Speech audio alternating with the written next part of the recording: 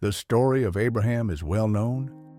His faith, his covenant with God, and his descendants as numerous as the stars. But hidden in the shadows of this grand narrative is a woman, a wife of Abraham, whose story is often forgotten. Her name is KETURAH. After the death of Sarah, Abraham took another wife, KETURAH, a woman of grace and wisdom. Genesis 25:1 states plainly, "Then again, Abraham took a wife, and her name was KETURAH. KETURAH bore Abraham 6 sons, Zimran, Jokshan, Medan, Midian, Ishbak, and Shuah." Genesis 25:2. Though Isaac was the son of promise, these sons also carried Abraham's legacy. In Genesis 25:6, we read that Abraham gave them gifts and sent them eastward, away from Isaac. Yet their presence in biblical history is profound. Midian, one of Keturah's sons, became the forefather of the Midianites. In Exodus 2:15-22, we see how Moses, fleeing from Pharaoh, found refuge among the Midianites and married Zipporah, the daughter of Jethro, a priest of Midian. This connection between Keturah's lineage and the chosen people highlights God's unfolding plan. Jokshan's descendants, Sheba and Dedan, Genesis 25:3, became prominent traders and rulers.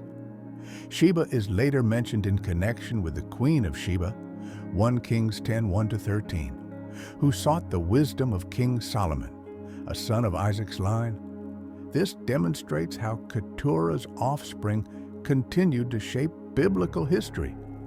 In Judges 6, we read about the Midianites as a powerful force, sometimes oppressing Israel, yet also playing a role in God's plan.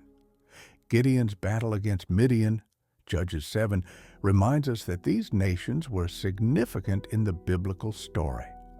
Even when they opposed Israel, God used them to shape the faith journey of His chosen people. The book of Psalms declares in Psalm 72:10-11 that kings from Sheba and Midian will bring tribute and bow before the Messiah. This foreshadowing speaks of the continued relevance of Keturah's lineage and God's sovereign design. As believers, we can see in Keturah's story a reminder that every role in God's kingdom matters. The promises made to Abraham extended beyond Isaac. Keturah's faithfulness, though quiet, contributed to a generational impact that can still be traced throughout Scripture. Keturah's sons are associated with various Arabian tribes and trade routes.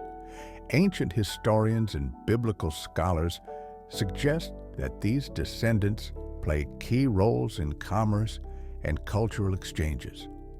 The lands east of Canaan, where they were sent, became vibrant trade centers aligning with prophecies in Isaiah 67. Through Keturah's lineage, we see how God's promise to Abraham that all nations would be blessed through him, Genesis 12:3, unfolded across centuries.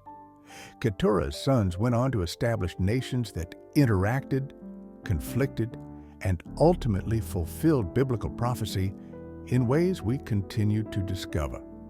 So, as we reflect on Abraham's life, let us also remember KETURAH, a woman whose legacy continues through the biblical narrative. From her sons arose nations, and through those nations, God continued His work among His people. And so, the legacy of KETURAH lives on, woven into the tapestry of God's unfolding story, a story that continues to this day.